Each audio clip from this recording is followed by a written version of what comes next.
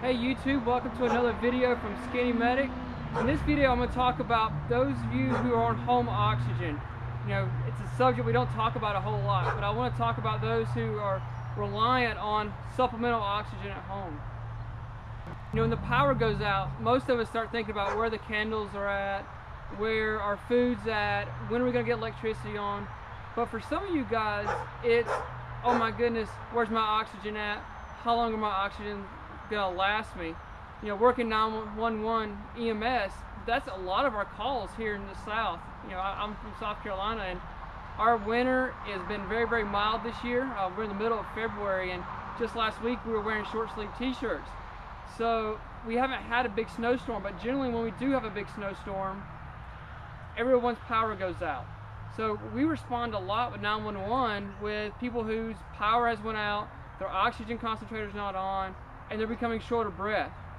So I want to talk to you now about being prepared for power outages. If it's 3 days, 2 days, 5 days, you need to think about this and be prepared for it if you're on home oxygen. You know, if you have a history of COPD, congestive heart failure, asthma, this is something you need to prep for and something you need to be cautious about. This is an E-cylinder. For those of you guys who are on oxygen or do EMS or fire department, you're very familiar with this. This is what we carry. On 2 liters of oxygen, this will last about 4 to 5 hours. And if you cut it down to 1 liter, if you can stand that by keeping your sats up, keeping your respiratory rate comfortable for you, it will last double that. So for a few hours, yeah, this works great. If you're out on the town, out hiking, wilderness, wherever you're outside doing outdoors, this will last for a few hours. It works great. I don't have an example of an M cylinder, but an M cylinder is about this tall. So we went from a cylinder that was like this big, now we're talking one that is about as tall as me. They make M or H cylinders. Those are very big, large, heavy cylinders. They're always green. Oxygen is always going to be labeled as a green cylinder, whether it be a green top or green all the way down. Those will last for several days, 2 or 3 days on 2 liters of oxygen as continuous use.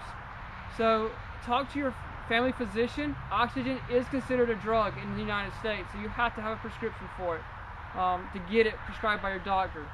But if you have it, then talk to your supplier who supplies your home oxygen. Get them to bring out a couple extra cylinders.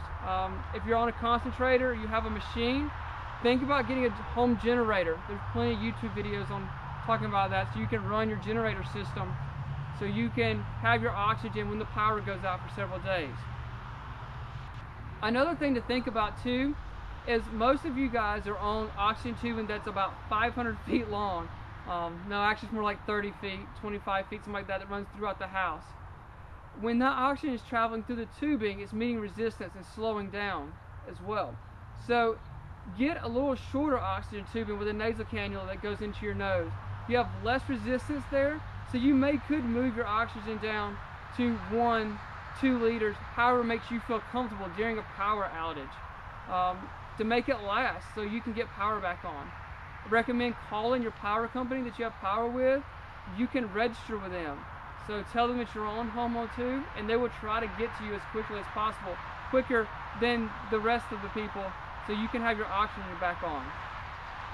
Once again, also, you know, too, I have to say that if something happens during power outage, you can always call 911 for this situation. During a snowstorm, especially here in the South, our response times are delayed because we're not used to traveling, the snow and stuff like that. So if you have an emergency, always call 911. Once again, thank you for watching. You never know when you're going to be that first responder.